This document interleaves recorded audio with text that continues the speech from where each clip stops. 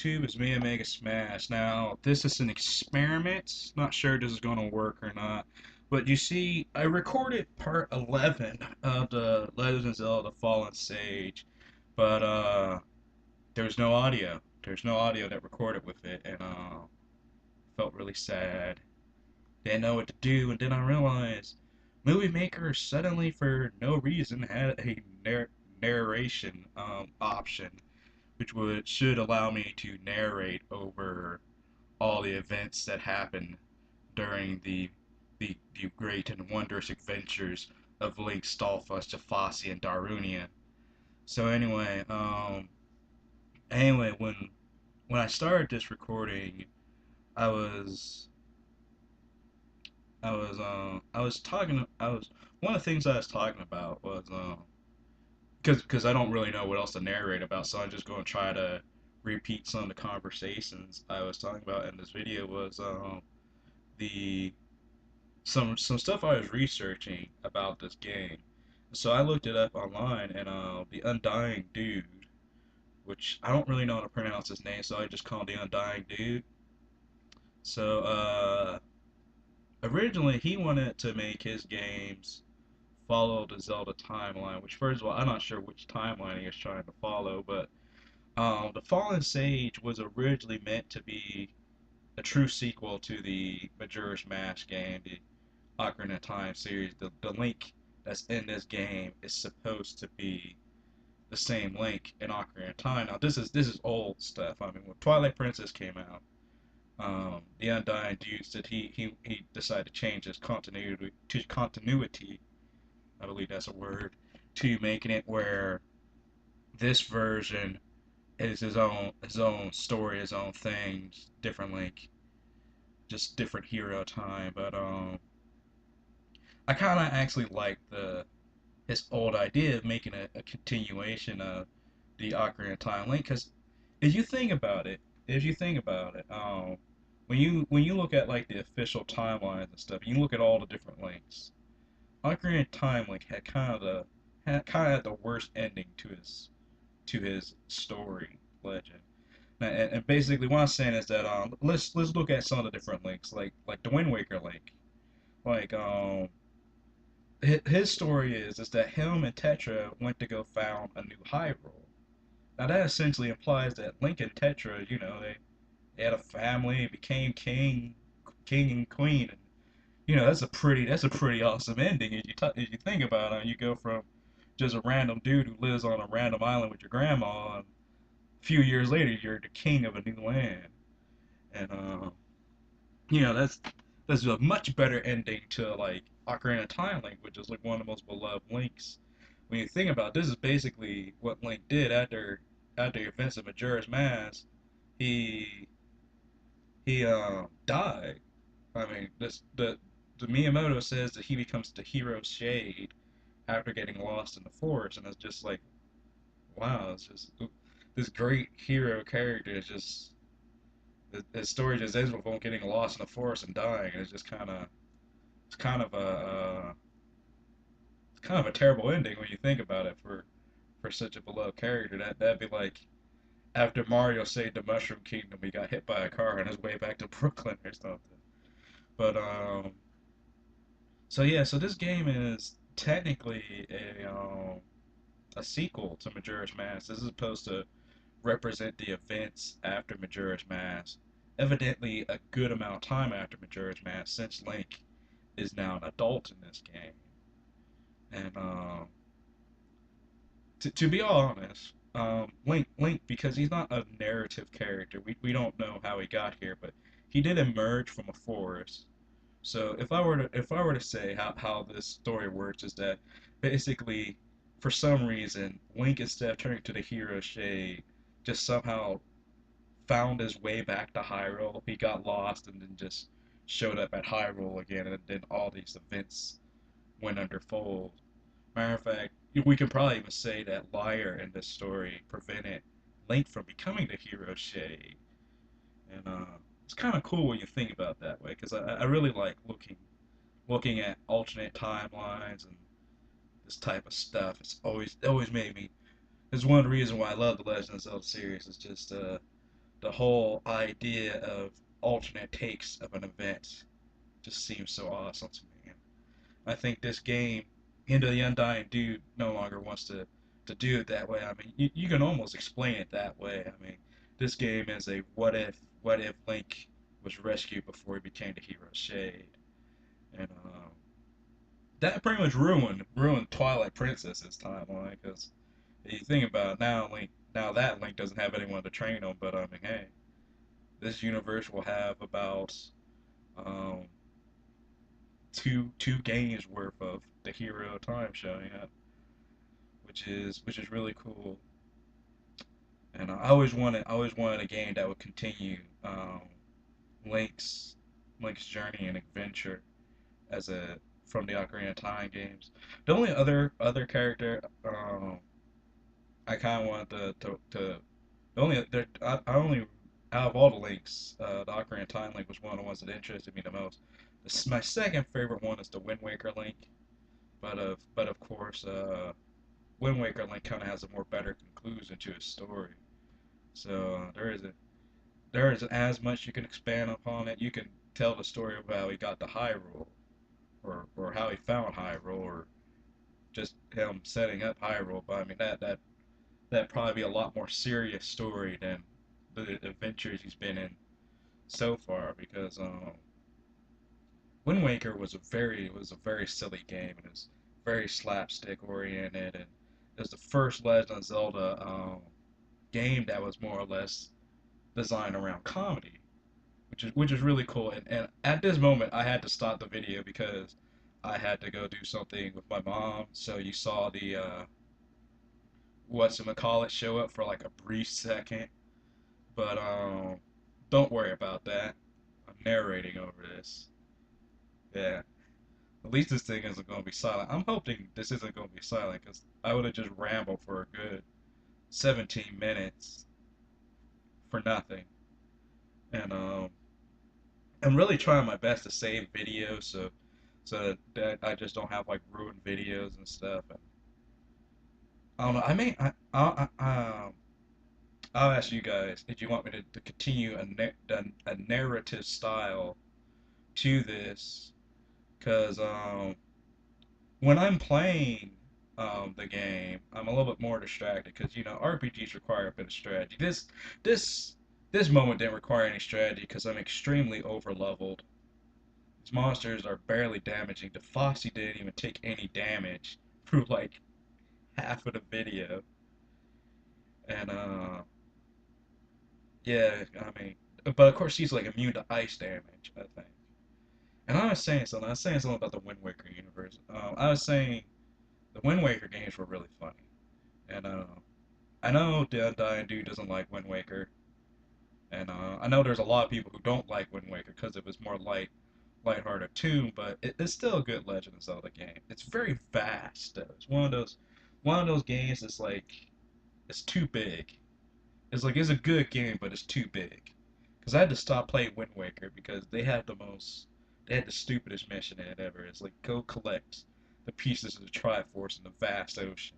And I was like, you gotta be kidding me.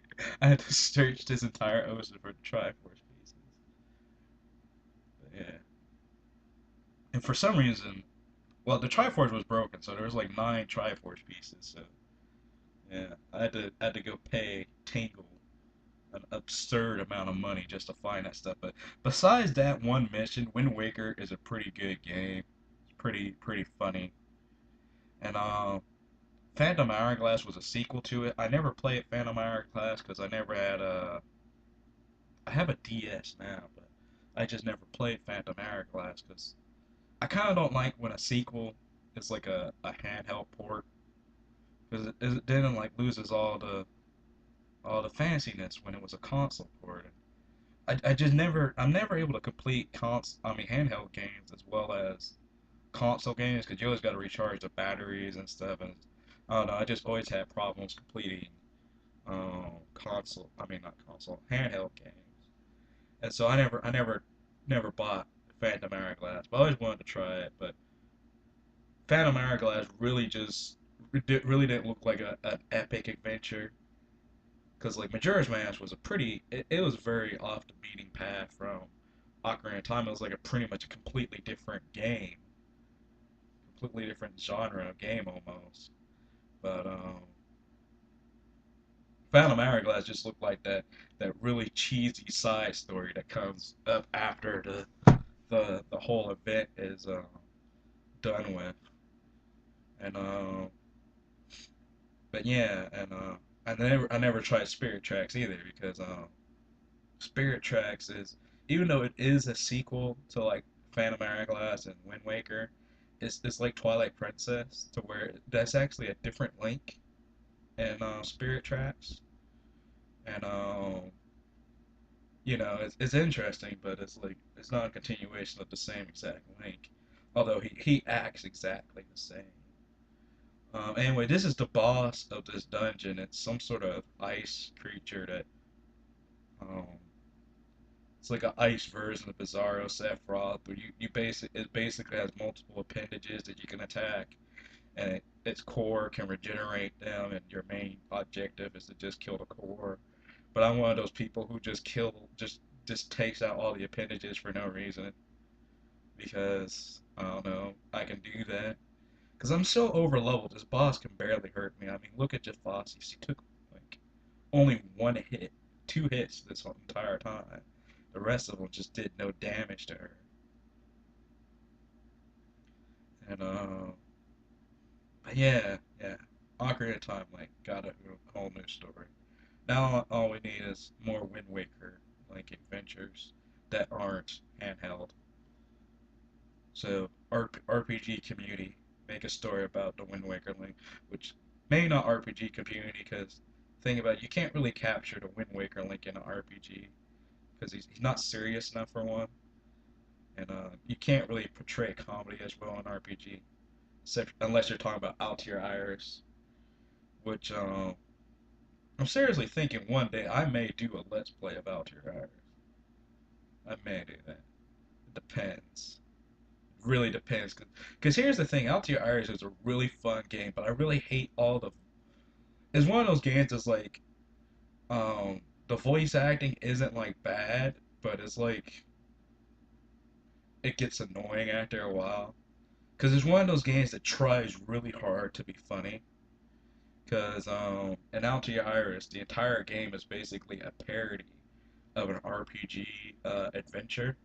To where, like in this game, Fallen Sage, Link is going on an adventure to save all of Hyrule. Well, Altair Iris, you're basically you're you're just, I don't even know how to describe the plot.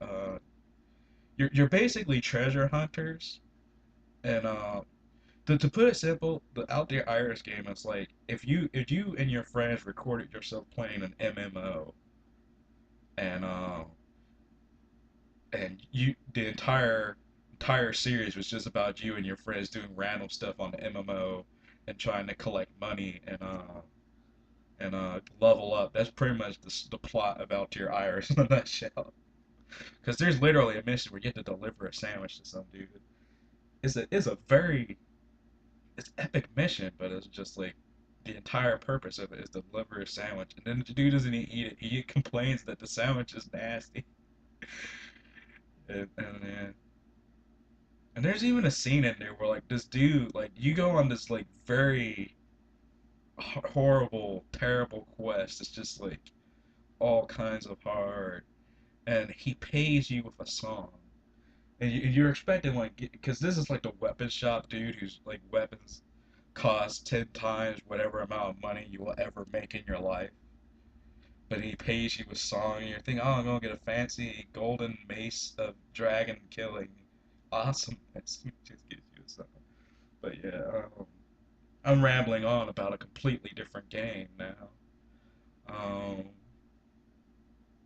Completely different game. And Algiers is a good game. I may consider it. I never beat it normally.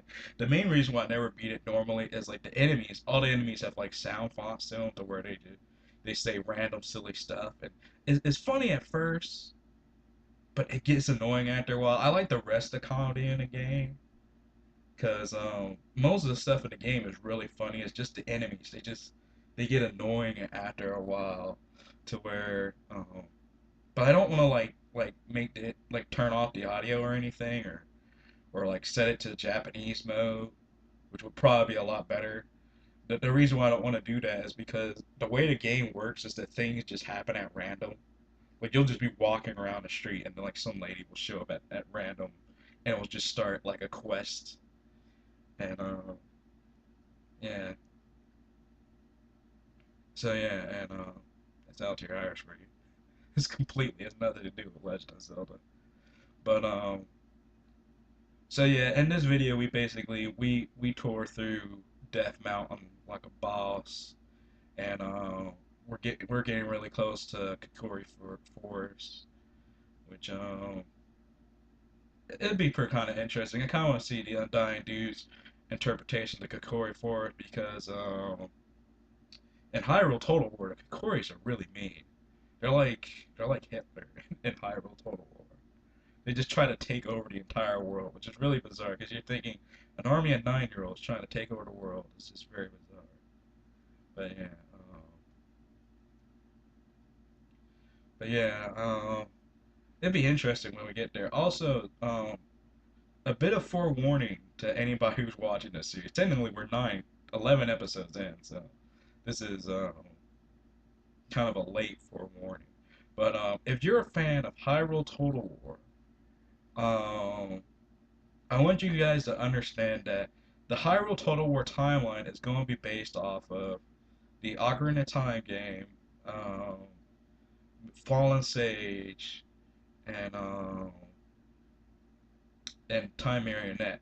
And I plan to play all the way through Fallen Sage and Time Marionette. And the Fallen Sage and Time Marionette is the last half of the Hyrule Total War story. At least this is what the internet told me. Because like he's gonna base Hyrule Total War on 4 different games. I think it goes like Gerudo Wars, which was an unreleased game that he made.